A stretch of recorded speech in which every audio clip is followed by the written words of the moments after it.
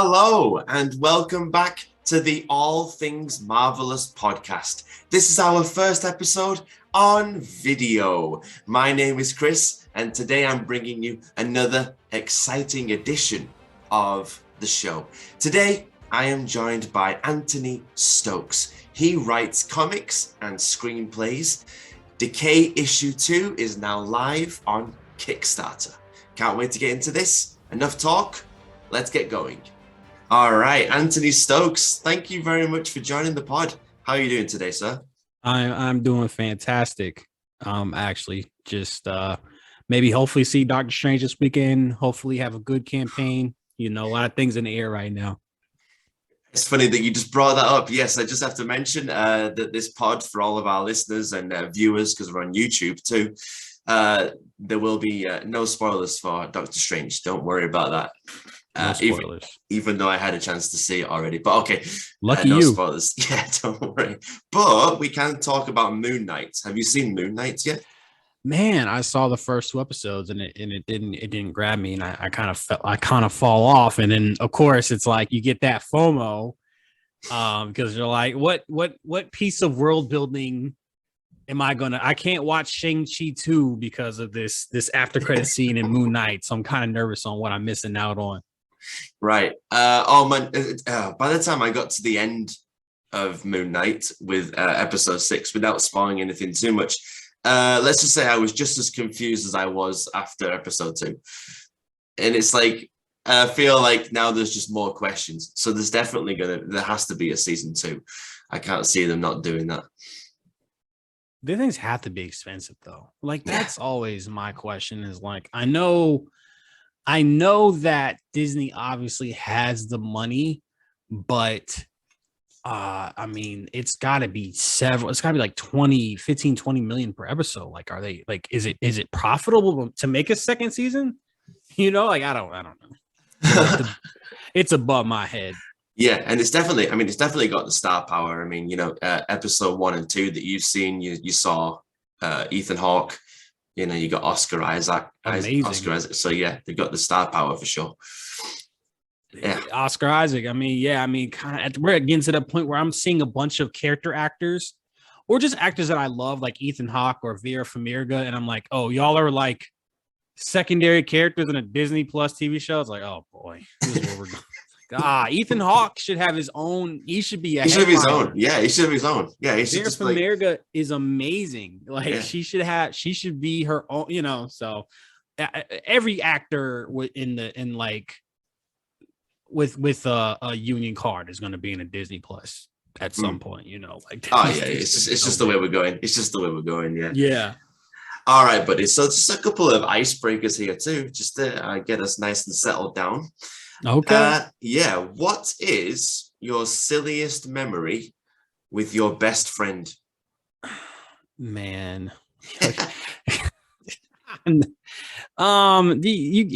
You guys always kills me with these, man. I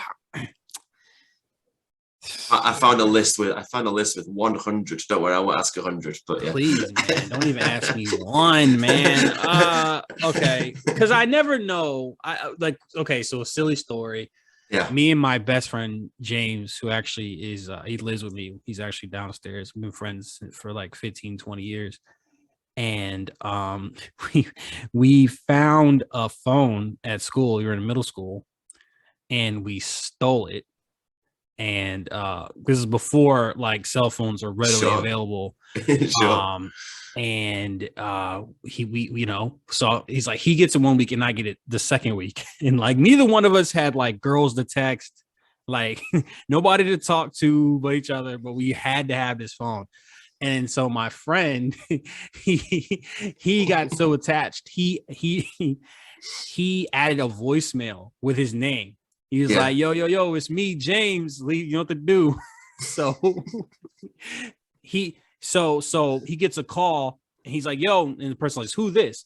And then he's like, what do you mean? He's like, this is my phone. So he hangs up, changed the voicemail. Busted. Principal called him to the office, calls the number while like on speaker, and it's like, yo, it's me, James. So he gets in trouble. He gets caught. Like that's the best I could do. Man, that's pretty good, man. Considering you were just saying that you sounded pretty nervous before I asked the question. That was a good answer. You know what it is? It's like I to pride get that off the myself. top of your head, yeah. I pride myself on having like something to say or come back for anything. And these like off the wall questions, they just throw me off. It's like I couldn't possibly be prepared, you know. So Yeah. I'm not a fan.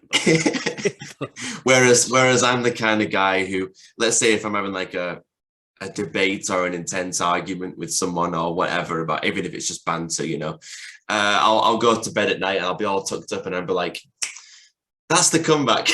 Yeah. You think of it like 6 hours later, it's like, it's too late now. My writing and really coming up with, because when you're writing dialogue, usually that person has that perfect response. Like that's what a lot of good dialogue is. So I'm like, I'm pretty good on I'm pretty quick on the hip. So it's like when you ask me, like, it's like, what's your third favorite dog species? I'm just like, oh man, like it throws me for a loop. Yeah, honestly, like any film you think about, you know, whether it's Marvel or otherwise, any coming of age film, I'm like, all of these kids are way too confident. All of these teenagers are way too confident. What's going on here? Yeah, right. I like it when it certainly wasn't me. If you watch like Archer, like that's a big thing in Archer, when Archer's like, damn it, I had some for this. Like it's like the response is like a second, and that's the joke. I like that. I like that as well, because that kind of goes into what you're talking about. Like you wouldn't have the perfect response every time. Yeah. Big Archer fan. Big Archer fan. Oh, me too, man. Although I remember when it got to the Archer Vice, that's where I started to drop off. Really? And then it's I loved Archer Vice. And then it's one of those things where you just then you just lose track. That's what I hate the most. I think the last season is kind of like, it's crazy there in season 12. I think the last season was where I was like, okay, this is like, I think Adam Reed stepped away and I was like, okay, this has like it's giving me, it's like Community season 4. You remember that? Yes. When they fired Dan Harmon, like, it's like, okay, it looks like Archer. It sounds like Archer, but it's not quite there. But, you know, it's funny. I actually liked Archer season 1 more so because it was like a lot like Frisky Dingo, like where it's like a workplace comedy, and then they start going out on missions, and I'm like, all right, but you're losing like the satire, you know. But I could talk about Archer all day. It reminded me, obviously, like just a nice big parody of like James Bond, and then also like Austin Powers and stuff too. So yeah, in a way, absolutely. Arrested Development thrown in there. Yeah. For good measure. Yeah. All right, two more icebreakers, but you know, I think you'll be okay. All right. I feel like the ice is broken, but okay. All right. Let's do it. All right, one more then. Okay. Okay. Cool. All right, meet in the middle. Yeah, absolutely. All right, nice one. Yeah. So what totally, this is the question. This is not me. This is word for word. What totally rad expression did you overuse in high school? Oh boy. I've been out of high school for like 11 years. I'm gonna. What pivot. Totally rad expression did you overuse in university, in college? I'm gonna pivot this because I don't like this question. I think people overuse literally too much. Like you'll have somebody say literally, and oh my god, another Archer reference. Where it's like, yeah. Like you mean it's like it's literally this, and it's like no, it's literally not that. Like you mean figuratively. Like it's like that's there. I'm gonna pivot and say people say literally too much. Like it is too easy. It's like you try to like put a cap on an argument and say literally, but it's not always there. You know, like no, you get a little greedy. You know, it's like I literally died. Hang on. Yeah. Yeah. I literally died laughing. Like, all right, okay, cool. Cool story. Yeah, cool story, bro. Is the ice broken? Yes. Okay, cool. I think you're past. Nice one. Yes. Okay. Oh, great. Absolutely. All right then. So let's get into you then. Let's get into your career as a comic book writer. How's it been for you? I always like to start these podcasts, whether it's wrestling. You're very generous calling it a career, but I made like some comic book. Hey man, I've never done this kind of thing. So for me, this is new territory, but I'll do my best to guide us along here. So how's it been for you in the last 6 to 12 months? I was like, that was a good starting question. So I've been, that's almost the extent. So I made my first comic book in August. Okay. So which my entire, I'm gonna go run through real quick. Okay. Yeah. I've been a screenwriter since like freshman year of high school, which I said was a very long time ago. So do the math. I had a love for dialogue, Quentin Tarantino, Aaron Sorkin, Archer, etc. Arrested Development, just love dialogue. I pivoted to comic books August 2019 because I was like, making a movie is hard. Making comic books would be easier. I was aware of Kickstarter somewhere. I got in my head to do a Kickstarter. Yeah. And so I started really writing comic books. It was during quarantine when I really started to like buckle down and try to start writing comic books. And I had the idea for Decay December 2020. Mm-hmm. Around that time, it had to be around that time, 2021. Got the script written. Yeah, so I moved pretty fast on Decay. I moved pretty fast transitioning to comic books. Yeah. And how long did it take you to write that first script? It didn't take long. I'm pretty fast, right? Because I've been writing for a long time. So you had all the ideas floating around anyway. I started from the ending. So the issue 5 is a 5-issue series. So I was like, okay, I want this ending.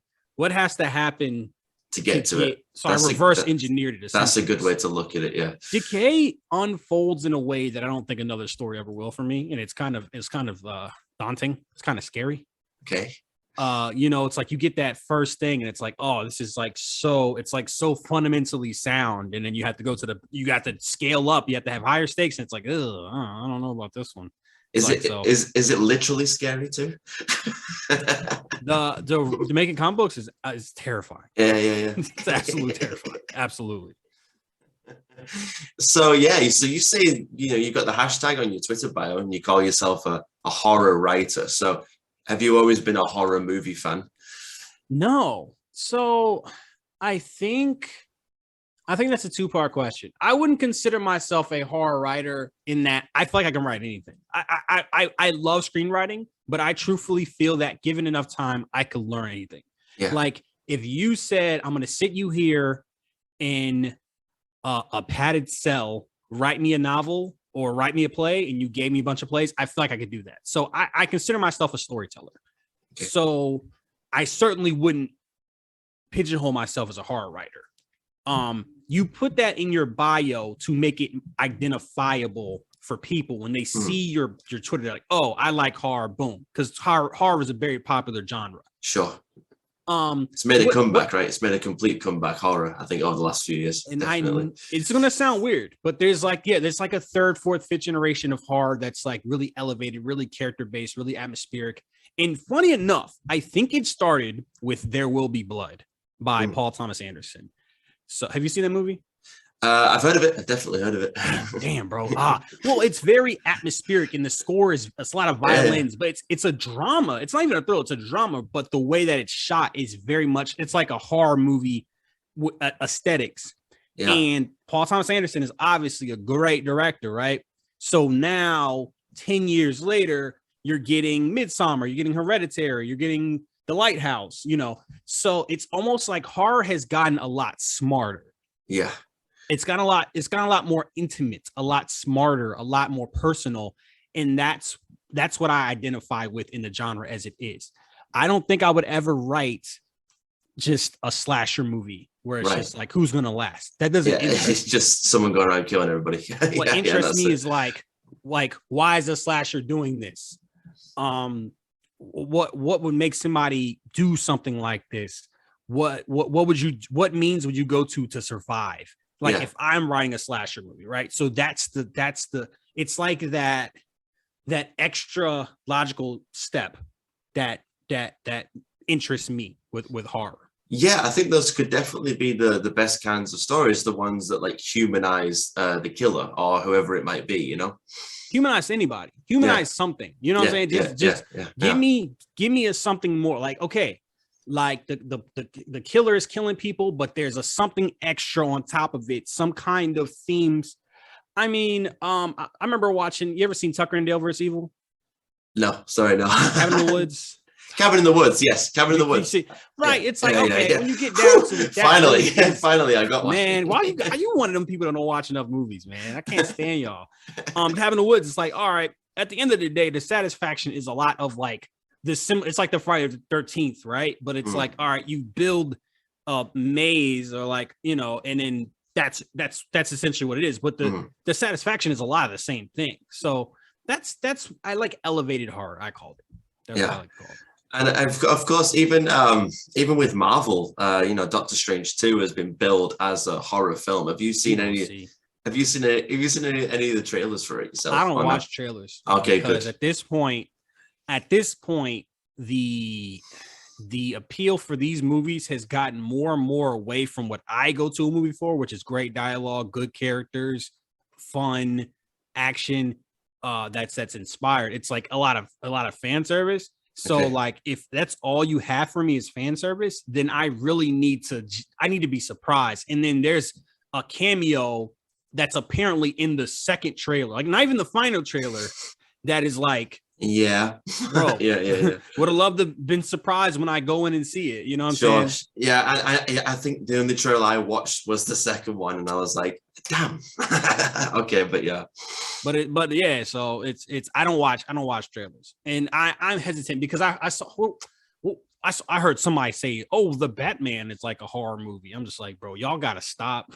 Y'all gotta stop. Just because something has a good score and good cinematography, it's not a horror movie. Like, let's relax, you know.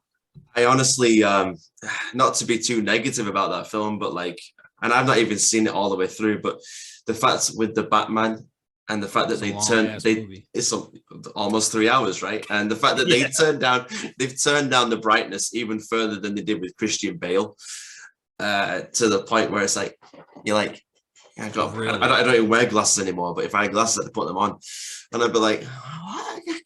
I can't make anything out. I was watching that movie through my eyelids after the 2 hour mark. I was so tired, but I see what you're saying. Yeah. Well, that person now, and then, okay. So I think the best horror movies are thrillers, atmospheric thrillers that have a horror hat on. I think those are the best horror movies at this point. Yeah. And then those movies aren't as popular. It's almost like it's almost like it's a prestige genre, which is kind of weird, right? Because like, we think of like horror, we think of like Chucky and like, you know what I'm saying? So it's really interesting. I just don't like attaching, because I think when you're talking about genre, the thing that defines genre is the conflict.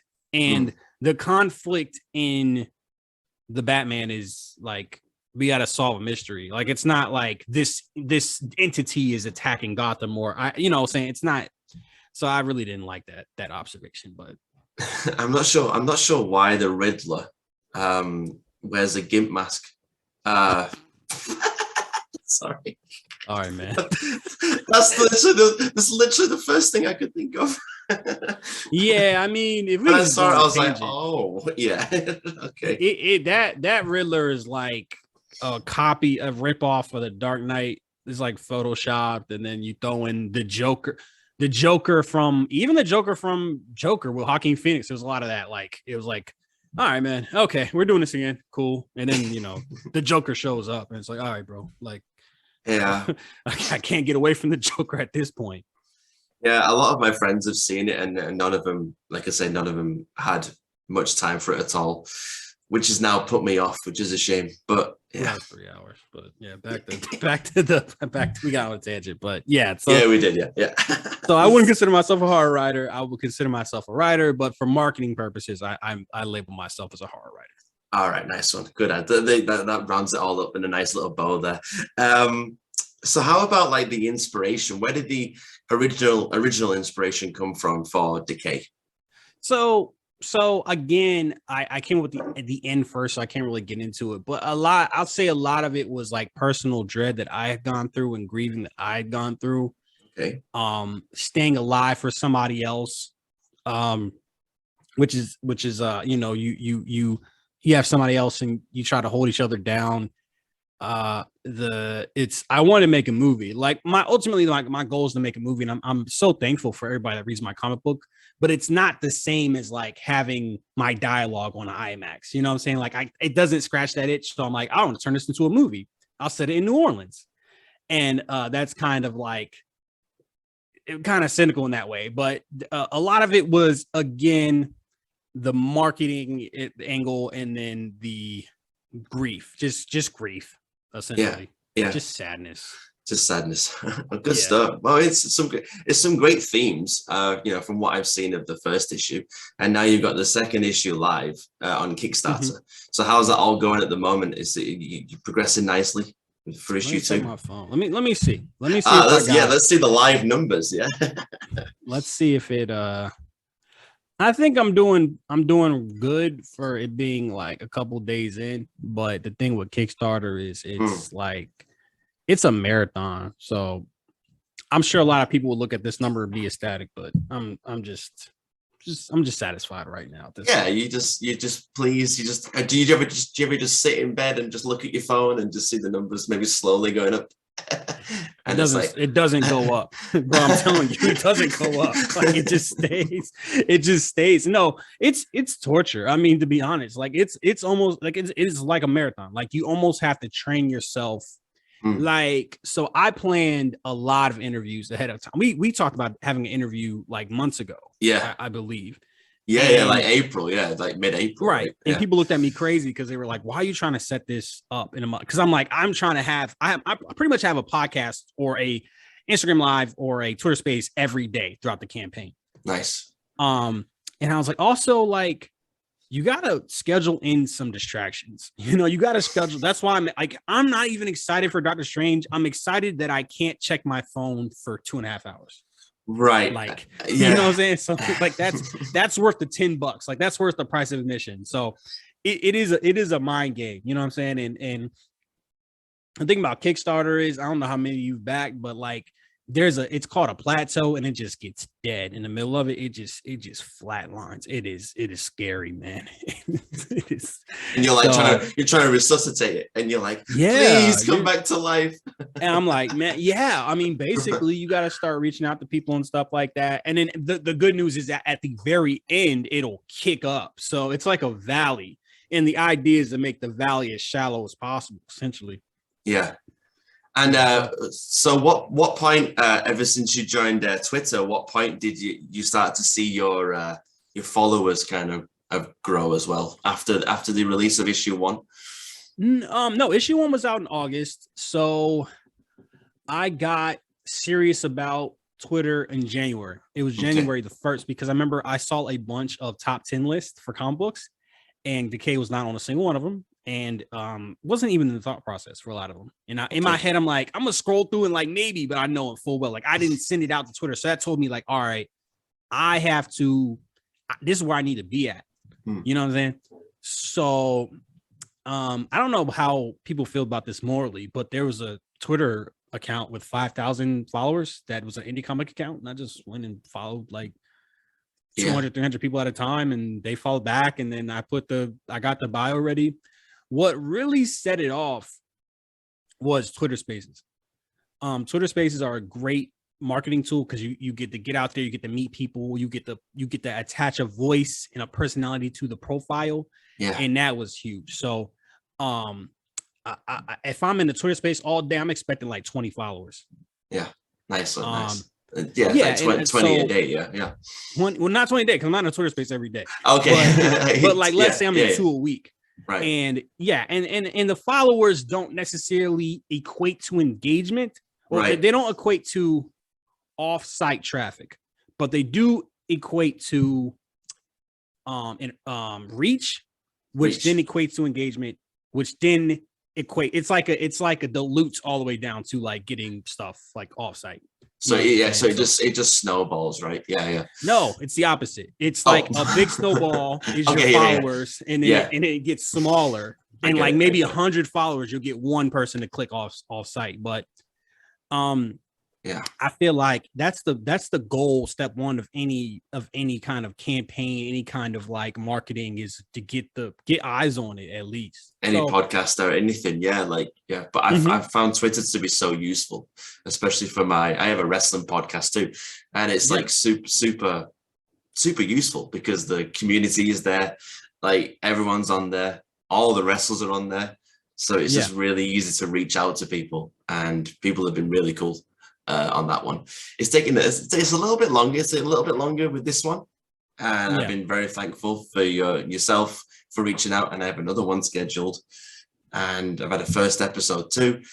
But yeah, like you say, it's just a slow build. But yeah, I mean, if you get into Twitter Spaces, and I tell you what I would wonder is when you're editing this, if you could just clip it and then send me the clips, I can kind of post that, and then I can like add, because the having like a little sample, like as opposed to having somebody click offside or click and it's just like I hit play and I can hear a sample, I think does wonders. So that would just be a suggestion.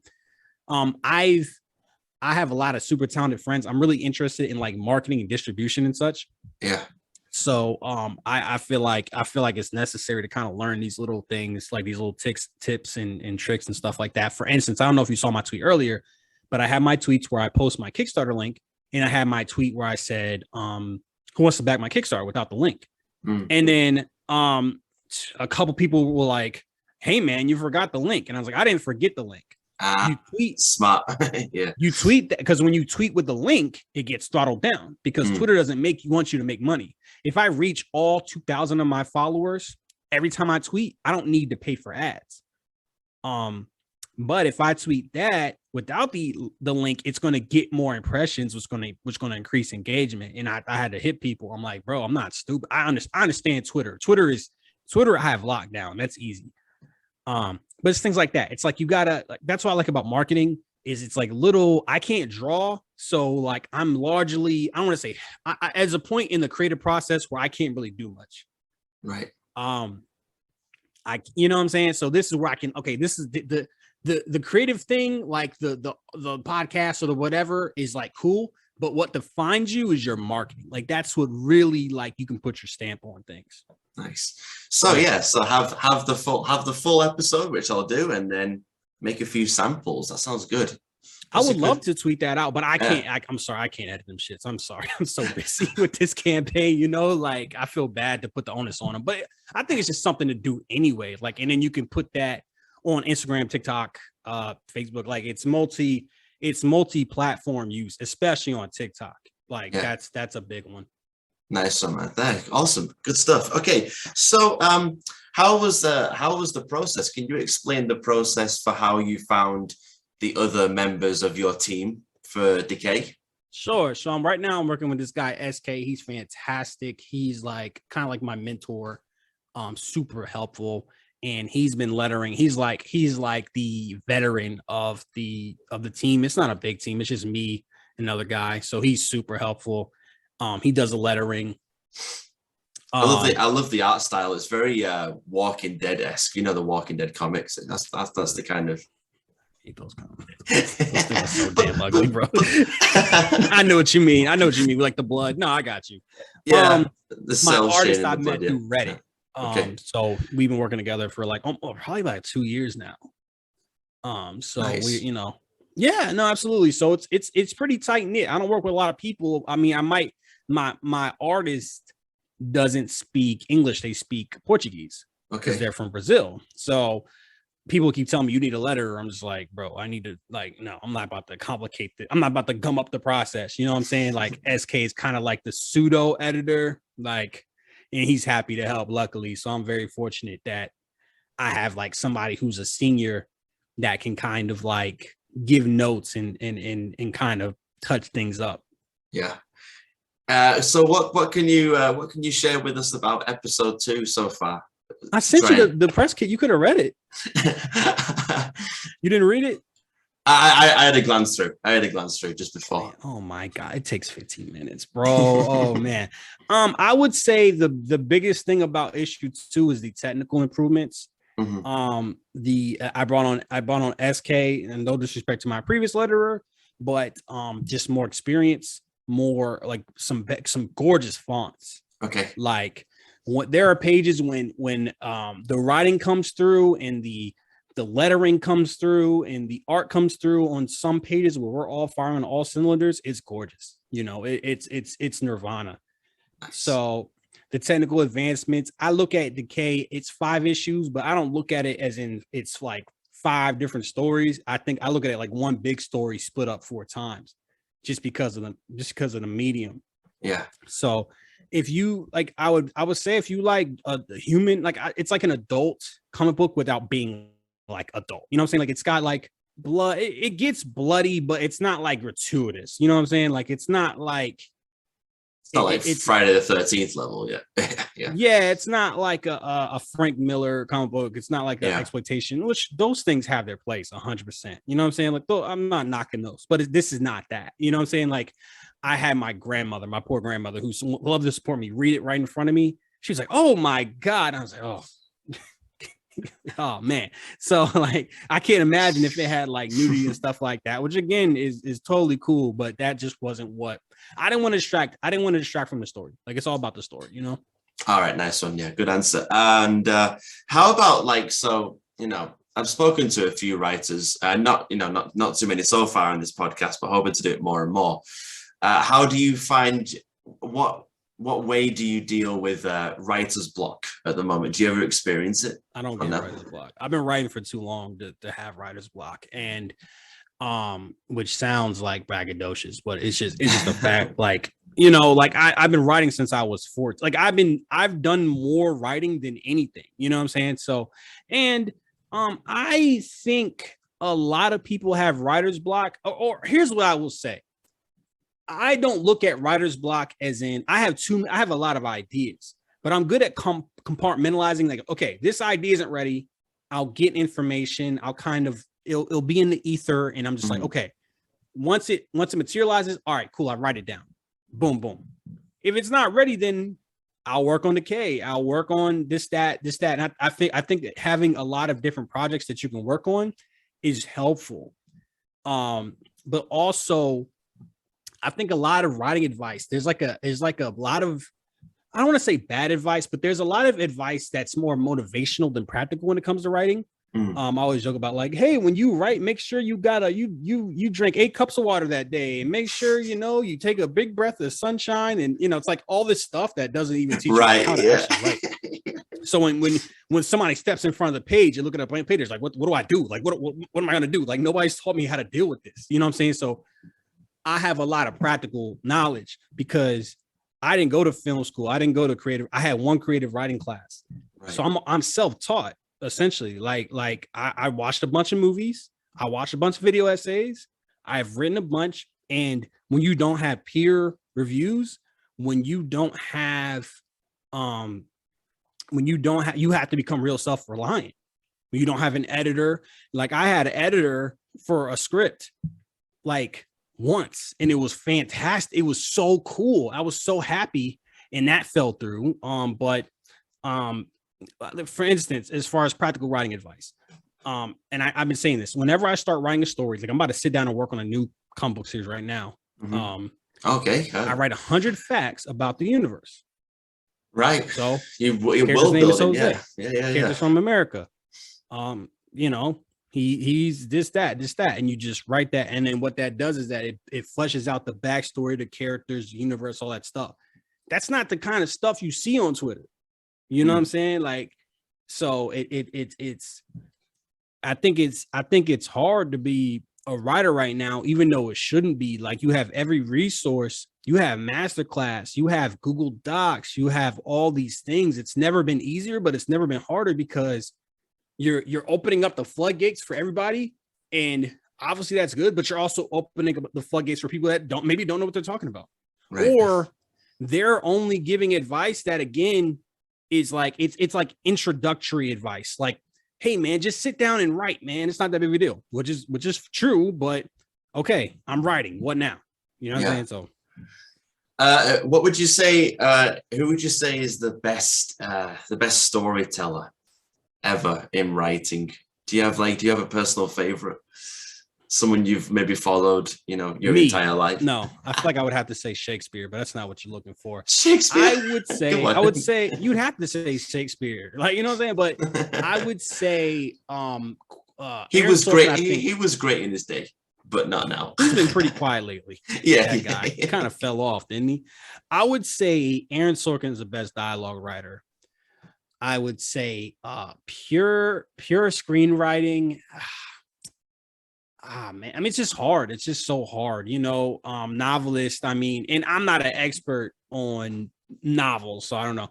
If I had to tell you my favorite writer, it would probably be even begrudgingly, probably Quentin Tarantino, if I had to say, because he has his things, he has his stuff, but he is so talented. Like he is probably the most talented writer of all time, if I'm being 100% honest. Favorite Tarantino film? Just a little tangent there. Pulp Fiction, easy. Pulp Fiction, good stuff. Yeah, that's a easy, you know, that's a slam dunk right there. 3-pointer, nice one, man. All right, so let's head back. Let's head back into the past. I wanna dig into your brain about your earliest memories of... This ain't another icebreaker question, is it? No. Okay. Your earliest memories in the world of writing. Yeah. What's the first thing you remember, like actually sitting down and just writing? Do you know what I mean? Like, and you're focused on it. So I was always, and once again, I'm not going to answer your question. I'm gonna pivot again. Okay. So as a kid, I was super creative. So I had two different friends, and we would have toys, and we would make our own lore. Like we had we basically just make up our own world, and like that was like serialized and shit like that. And that was huge.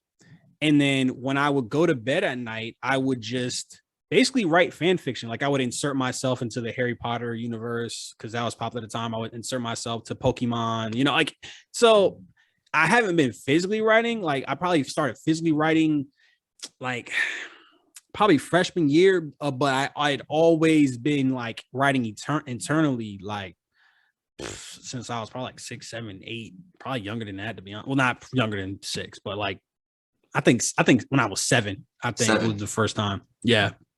Nice. And what was that first proper story about? Can you tell us anything about that first piece of writing?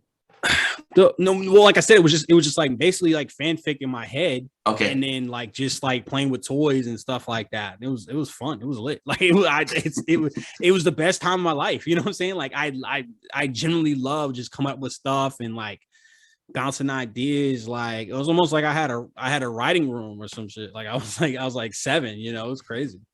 Did you play? I was gonna say, did you play video games as a kid, or was it always just the physical toys? You know, I played video games. I consumed everything, like every popular media minus plays, basically, as a kid, and like movies, TV, manga, comics, video games. Like, I even got hooked on podcasts. You know what I'm saying? Like, in honestly, if audiobooks were more prevalent as a kid, I probably would listen to a lot of audiobooks. Like it's a resource that's available now, but it wasn't. But it back then I would. So I'm a consumer. You know what I'm saying? Like that's my biggest strength, I think, is I'm a consumer. Like I know I can put myself in the seat of a consumer and say, here's what's good, here's what's bad, etc. Yeah. And what stood out to you most, when you were growing up? What stood out to you most in the world of comic books and superheroes, or that kind of thing? I love Spider-Man. I love Spider-Man as a kid. I loved Iron Man when that came out. I mean, like I was in high school or just out of high school when like Captain America and Thor dropped. So I when I turned an adult, when I turned to an adult, so I was like, that was like the tail end of my childhood. And then before that, it was like a lot of manga, like Naruto, One Piece. I was more of a manga reader than a comic book reader. You know what I'm saying? Like, so there's that. But like Spider-Man. But I was always a movie guy. I've always been a movie was that was my shit. Like honestly, I was grounded a lot because I had terrible grades. Right. My mom's standards anyway. Because you're too busy watching and reading manga. Yeah? Well, the thing is, I couldn't watch TV or movies, so I had to read manga. Oh, right.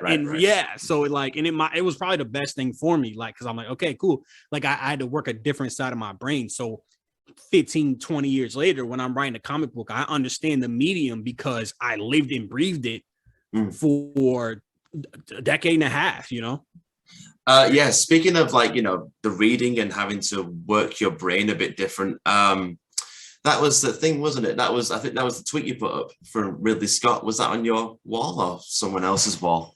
But anyway, I think somebody else tweeted. I'll pull it up to see. Yeah, I shared it somewhere too. Where did I put it? Let me see. Put it. I forgot who said that, but somebody mentioned Ridley Scott, something about books. Yeah. I get tagged. It becomes the best play in your mind. The best way to use your imagination. 100%. That was a great quote. Like better than films, right? And I was like, man, I totally agree. I actually wish I did read more because you start to, and then everything's always in like 4K, high definition quality in your brain. And you should watch everything. I mean, because when I say you should read everything, you should watch everything. I will start consuming plays at some point. Like it's going to happen. Because every medium has something that's great about it, that's unique, and every genre has something that you can take about it. And my favorite quote is "Be genreless." That's my quote. Because you're watching these great things. Nice. When you're watching, have you seen Parasite?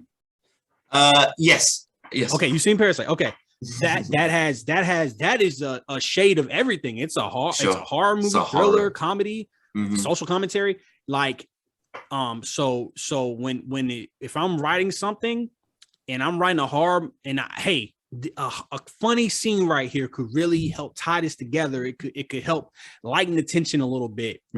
And I can't write comedy, then I'm screwed. You know what I'm saying? Like, maybe there's a point where the characters need to do some soliloquies or something like that. Hey, I don't know. I haven't read Shakespeare. I don't even know what a soliloquy is, so that's a bad example, but you get what I'm saying. Like you should really read and watch everything. And I'm trying to get more into reading books just to get that sharpness back, like get that everything. Why wouldn't you'd want everything in your repertoire being an artist, you would think, Right. Yeah, absolutely. So that I just found the quote too, by the way. So it says, the best cinema in the world is the brain. And you know it when you read a good book. I was like, yeah. It's like, well said. 100%. 100%. Yeah. Fantastic, man. All right. So just moving. Oh, no worries. There's a damn tornado warning. Wow. I had do not disturb on too. Jesus. Just real world drama hitting the All Things Marvelous podcast. Right, man. You better batten down the hatches. Bro, I'm in a flood zone too. I'm sorry. You can keep talking. I'm just gonna check something. So now I'm spooked. You're hitting me with that horror now. Yeah, right. Oh, tornado, flood warning. You said you're in Virginia, correct? Yeah. Virginia, absolutely. And that's where you were born, or? I was born in Northern Virginia, so I'm in Chesapeake, so I'm in like by the water. So that's the flood warning then. Yeah. So if my feet start getting wet, I'll know why. And for during your upbringing, did your parents kind of push you and encourage you to follow the career of writing, or was it something you just wanted to start on your own and just my parents were definitely supportive of anything that I was doing that was productive. 100%. Now they didn't like that all I wanted to do was stay in the house and play video games and watch TV, but likewise. Like when I played sports, they like sports. When I had good grades, they support that I had good grades. So it wasn't, my mom and my dad aren't creative in that way. But if I really wanted to like start writing and I knew that, like I kind of knew, but I didn't realize, then they absolutely would have supported it. But it wasn't like when you two painters get married and like that's like defines, it's like almost like you have no choice but to be creative, like it was not a creative environment in that sense. It was just like an environment where whatever I wanted to do, I had a lot of resources for. Right. What was your favorite toy as a kid then? What did you play with the most? Toy? And what were you building the most lore out of? I didn't like Legos. Like I like video games, man. I was not like a big, and like I said, like when I was playing with toys, I was making up my own lore and shit. So it's like, it's hard to say. I have a gaming podcast too, so I might have to try and schedule once your campaign's over. We might have to try and schedule something for that too. So what about video games absolutely. Then? Because obviously video games are huge for like storytelling. Like I'm currently playing through. They are now. Yeah, I'm currently playing through The Last of Us right again. Oh, Don't like Last that game. Hot take. No, it's like the second podcast where I've shitted on Last of Us, and I'm not going to stop. I didn't bring it up this time. How about Metal Gear Solid then? As far as my favorite, so I'm not a huge gamer. I was as a kid. Okay, but now it's like it's super time consuming, and I'm like, all right, I'm more like on the, like I said, the practical side. Like if I'm in the Twitter space, I'll have Ghost of Tsushima in the background. I'll play Madden or something just to like keep myself busy. But it's not like I'm not a gamer. You know what I'm saying? Like, God of War though is an amazing video game, and God of War Ragnarok about to be very, very good. I don't buy new video games. I'm buying that. Like that's that. But the thing is, what's funny is that video games now are more cinematic. Like everything has moved towards being more like movies. You know what I'm saying? Like TV shows, video games. You know what I'm saying? It's so funny. Like, and then on the other hand, more things are being like a TV show. Like it's like the medium doesn't matter anymore. It's like mediums are becoming so antiquated.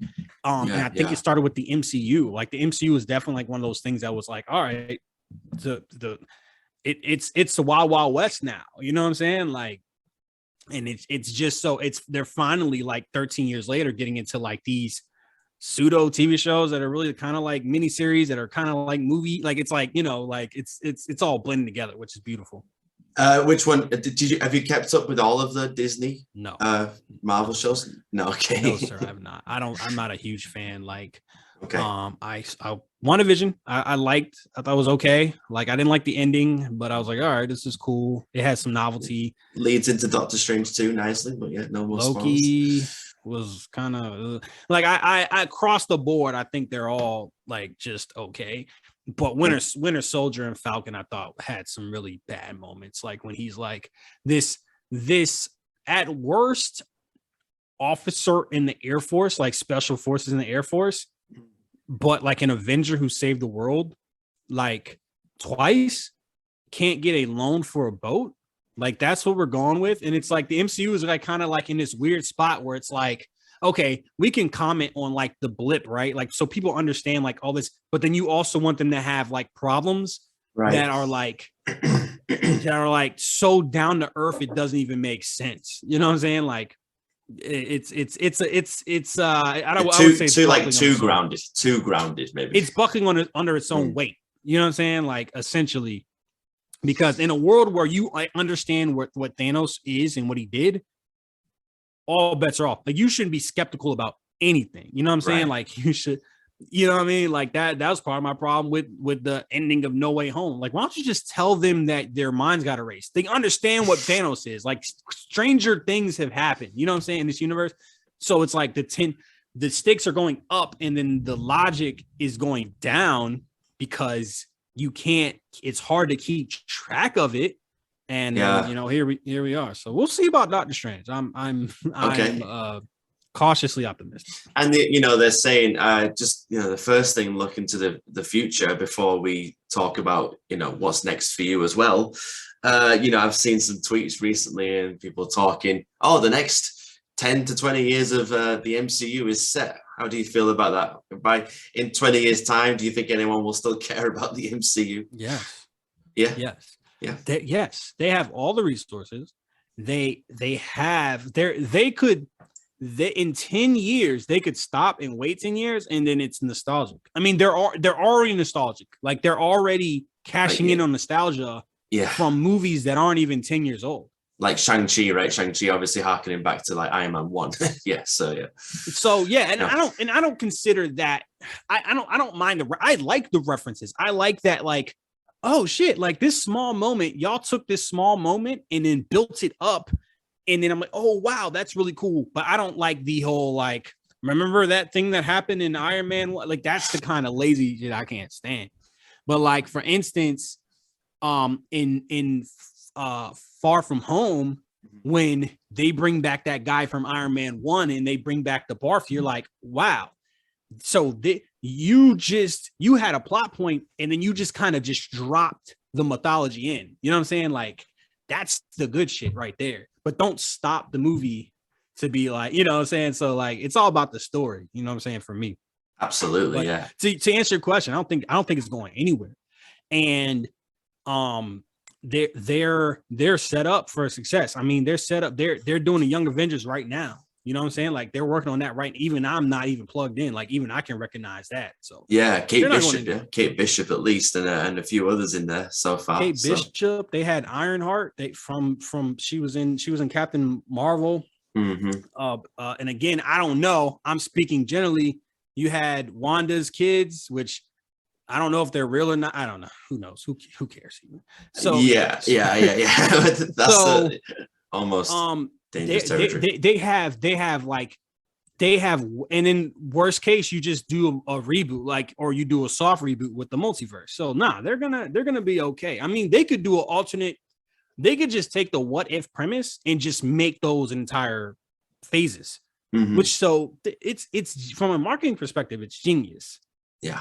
Do I like that? But the thing is, and where I'm frustrated is, okay, don't ask me to watch something that's bad just so I can get to something that's good. Like, I don't like that I have to watch Moonlight, which I don't enjoy, to understand something further down the line. I don't like that. Like that was the key, is that all those movies were pretty good, especially at the time. Like we know Iron Man 2, Incredible Hulk aren't great, but at the time, even Iron Man 2 wasn't that good at the time. Those were the best we were getting. You know what I'm saying? Like you had the Dark Knight Rise, you had the Dark Knight, you had the Amazing Spider-Man, but now don't you know what I'm saying? But like when you're making these projects and they're not that good, you're going to see some people. They are going to see some people fall off, frankly. Like they are. Yeah, there is going to be exasperation. Now, is that enough? Who knows? Because I'm going to see Doctor Strange. You know what I'm saying? So, like to an extent, it doesn't matter, and it does at the same. I don't know. I'm not an MCU expert. And which? Oh no, really? Oh, so we're going to say for the trivia, but okay. No, we can do it. No, let's do it. Let's do it. Yeah, I was going to just talk about, are you excited for the next Thor film too? Which is the next one? Yeah. Oh, yeah. I haven't seen, again, we got the post images from the trailer. Like, but I guess I would love to just walk into a movie and just not know, you know what I'm saying? And when I say spoiler, I'm just saying like, I actually haven't watched the trailers for this at all. Sorry. I've not watched the trailers. Well, there's a character that is doing something cool that was put on. We can't just let people watch it and find out for themselves. We gotta post it. But no, I'm excited for Thor, Love and Thunder. Like I like the MCU. Like I really do like the idea. I just like good storytelling more. Yeah, like that's always gonna be like my priority. So if they made Shang-Chi 2, I'd be excited for it. They made Young Avengers, yeah, like why not? Like that's cool, but make sure it's good. You know what I'm saying? Like, don't yeah. Do your research. Do your research, Marvel. You gotta do your research. You gotta watch. Well, I didn't watch the Hawkeye show. I didn't watch Moon Knight. I know they had 6 shows. What was it? It was we got WandaVision, Loki, Falcon, Winter Soldier. Yeah, that's 3. The Kate Bishop, Hawkeye. What if? And now Moon okay, Knight. cool. So I've seen everything but Hawkeye and Moon Knight. Hawkeye, I think was well worth it. It was well worth the wait, and it was a good payoff. You're shaking your head. It like, okay. So my problem with it is that like when I watch Breaking Bad episode 1, it grabbed me. Like we keep there are people that drop off these seasons so fast because they're not trying. It's a pilot that's not a pilot because it's a recognizable IP.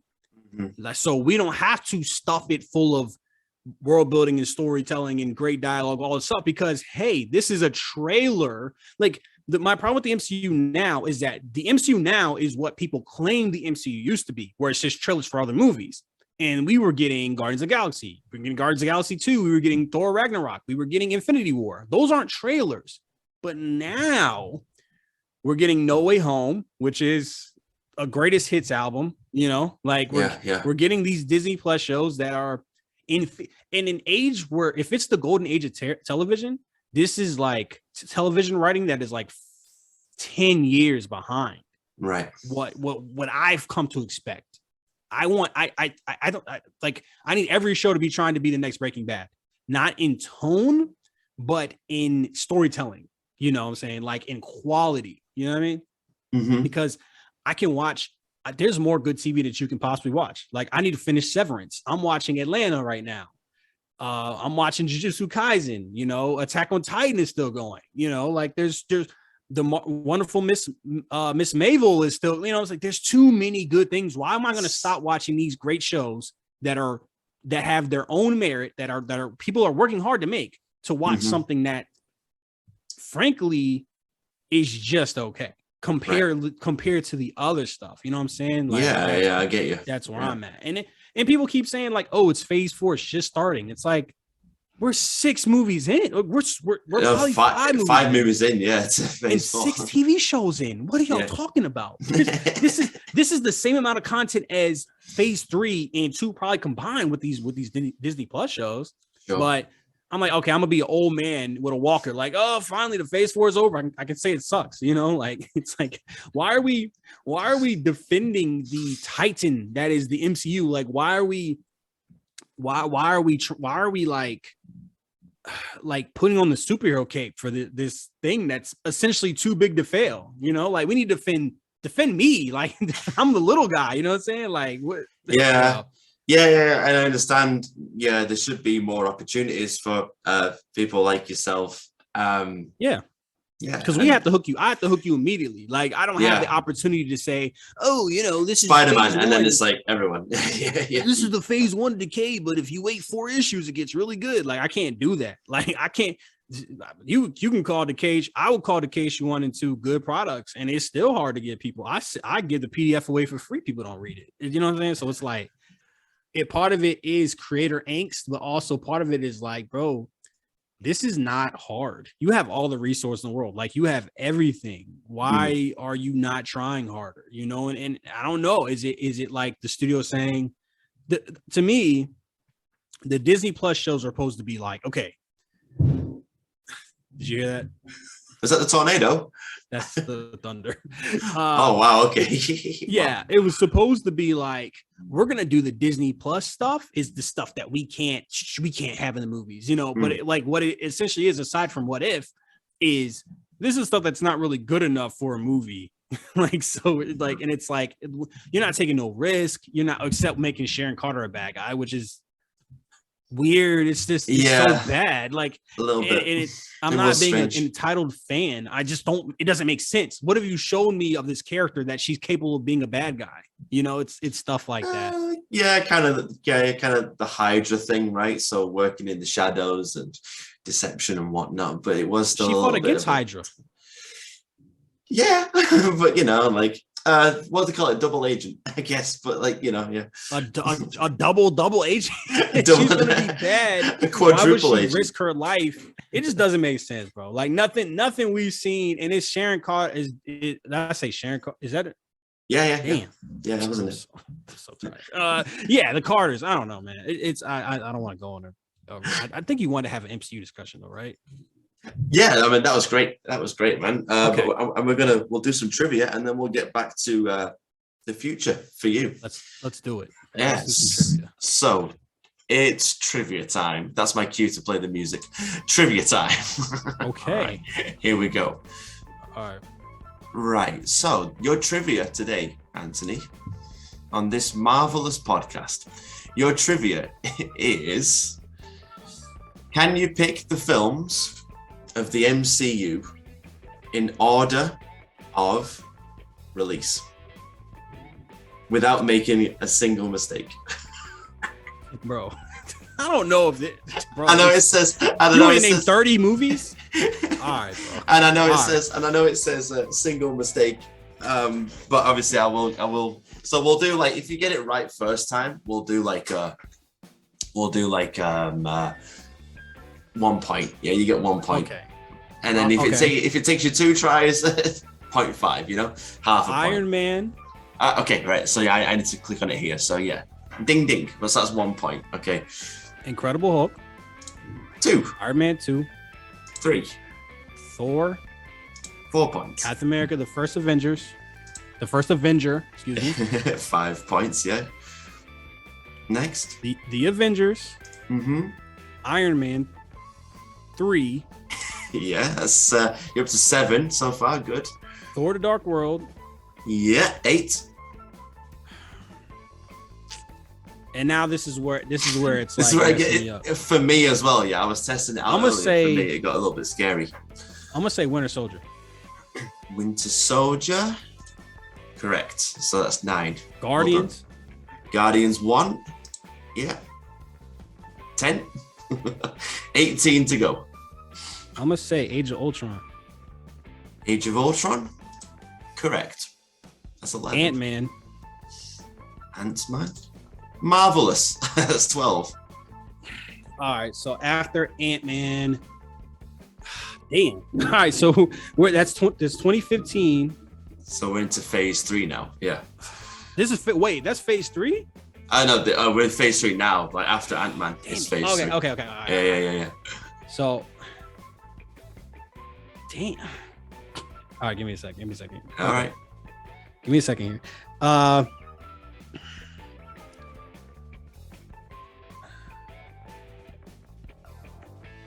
Civil War? Correct. 13. You're doing well. Civil War. And then Real well. You're almost at damn, half. bro. This shit is hard. Okay, Civil War. I gotta speed this up. I hate being wrong. Civil War, and then We're keeping all this in, yeah. No edits This for the is full episode. 2016. No edits. Spider-Man: Homecoming. Spider-Man: Homecoming is I don't think that's. no. Oh. Incorrect. That's not it. So you got 13. You got 13 out of 28 on your first try, which is pretty good.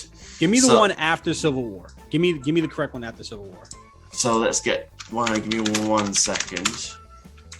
Got 13. You got 13 so far. So we can give you a 0.5 of a point after this. Give me a minute. I don't want chronological order. I want release order. There we go. Okay. So Phase 4. I'm after- done. I ain't gonna lie. Phase 4. I don't know. So after would you say Captain America? Captain America 3 was the last one. So you're on 13 so far. So what's after Captain America Civil War? Another try. I would have to say Guardians 2. Oh, wrong again. Oh. Just give me the right. So yeah, so Doctor Strange, yeah. Doctor Strange. So then you're Guardians. Yes, so you're 13, yeah, and then next one Guardians, yeah, that's 14. So after And Guardians, it would have to be Spider-Man after that. it's 15. Good. Thor. Oh, And- let's do the next one. Sorry, crap. All right, so that's 16. I'll give you that one too. That was my fault. 16 Thor, and then Thor, after Thor. Black Panther, 17 Infinity points. War, Ant-Man 18 2, points. Endgame, 19 points. Far 20 From points. Home, Oh wait, you missed one. You missed one after Ant-Man 2. Captain Marvel. Oh shit! Damn, Captain Marvel. No, you're right. No, 19, you're right. 19.5. Yeah, so far. I Yeah, think Captain you're up Marvel. Then Ant-Man 2, and then to- Wait, where are we now? I'm So done. after- I know. You've done This pretty is well, where I though. fell off. Yeah, of the yeah, yeah. MCU. You did pretty well. After Endgame, just one more time. Do you remember what was after Endgame? After Endgame was Spider-Man. Yeah. Yeah. I'll And give you in one between more was point for Ant-Man that. 2, and then Captain Marvel, and then Endgame, and then No Way Home, and then Black Widow. Correct. Yeah, 21. Black Widow. Maybe I can do this. Shang-Chi, 22. Eternals, 23. Yeah. No Way Home, 24. Yeah. Good. and then And then Doctor Doctor Strange Strange. okay, 25, so yeah. like only Yeah, missed 4, right? You did all right. Yeah. I Yeah. mean, I completely lost track of the scoring, but I think, our listeners and viewers, if they want to look back through that and then tally it up for us properly, then yeah, fantastic. You can tell when I was most invested in the MCU when Sure. when I was like, because Phase 3, I was like, yeah, I knew that shit. Captain Marvel slipped. Mate, you did better than me, man. I slipped up the first time. I got like 6 I to used begin to with. I live had to and breathe the redo it. MCU, bro. It used to be my shit. Like, it really used to be, my favorite. I guess they haven't released as many movies as I thought. I thought it did like 5 movies. It's good, man. It's good fun. Okay. All right, Anthony. So moving to the future. I want you to give us the listeners and myself your 1 and 5 year plans for Decay and for your comic book writing career, going into the future. You know what? I'm gonna finish Decay probably next year. The 2024 Decay will be finished. I might be working on a sequel series. I mean, right now it's hard to say because I'm kind of at a bit of a crossroad. I have to see how this campaign goes. Because if the campaign goes great, then everything's good. If I don't get the numbers I want, then I have to do a bit of a course change. I'm gonna be making comic books. That's all I know. I think I'm gonna be making comic books. You know what I'm saying? Hopefully. Oh, actually, no, I do have something. I'm gonna take Decay issues 1 through 5 will all have their own Kickstarter. Yeah. And then for issue 6, I'm gonna make a trade back. And for that, I'm as a reward, I'm gonna take that money and make a Decay short film or a Decay teaser. Ooh. To presumably get sold to a studio. Because I saw in the press kit, I did see the soundtrack. There was some stuff about music and whatnot. I gotta add that.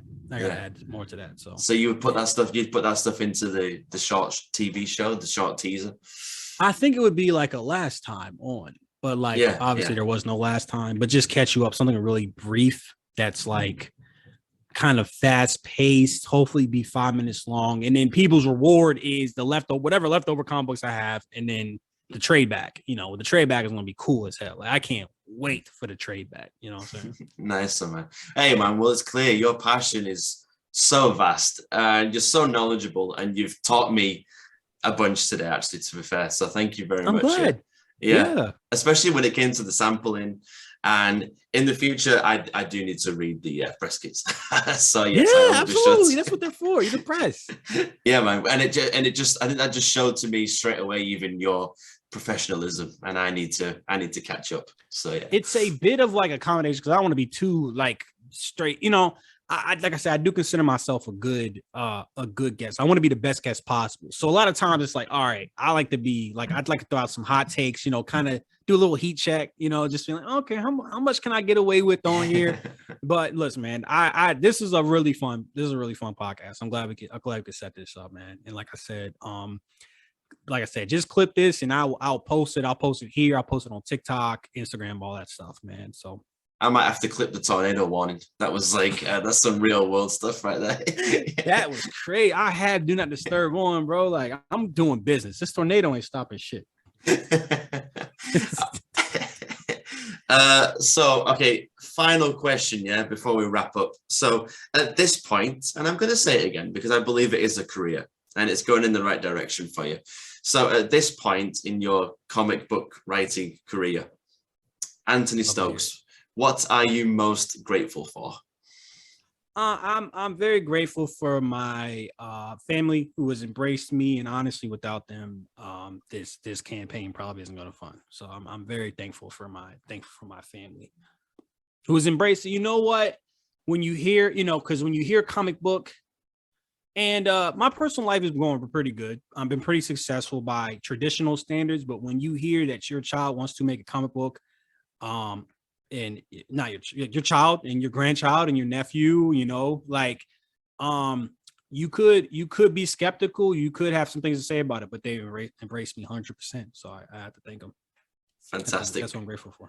Fantastic. Well, once again, Anthony, thank you very much for joining the show today. A nice, big, wide-ranging chat there. Not just Marvel, but all the mediums. So it's been great to chat with you. Yeah, absolutely. And now the floor is yours, and just to chat all about and let us know where we can find you on social media for those who aren't following you so far, and where we can, the Kickstarter link, where we can find you on that, and where we can back the project. And just you're gonna have to post the Kickstarter link. Yeah. I don't have the URL. But I'm on Twitter at Stokes the Writer. Decay Comic is the Instagram. And then, yes, you'll link the Kickstarter for them. Yes, and I'll put it all in the description. And thank you very much for your time, and all the best with the rest of the Decay comic book series. Thank you so much. And as always, not just thank you to Anthony Stokes for giving up his time to join us and chat all about his career and Marvel as a whole. Not just thanks to him, but thanks to you as well.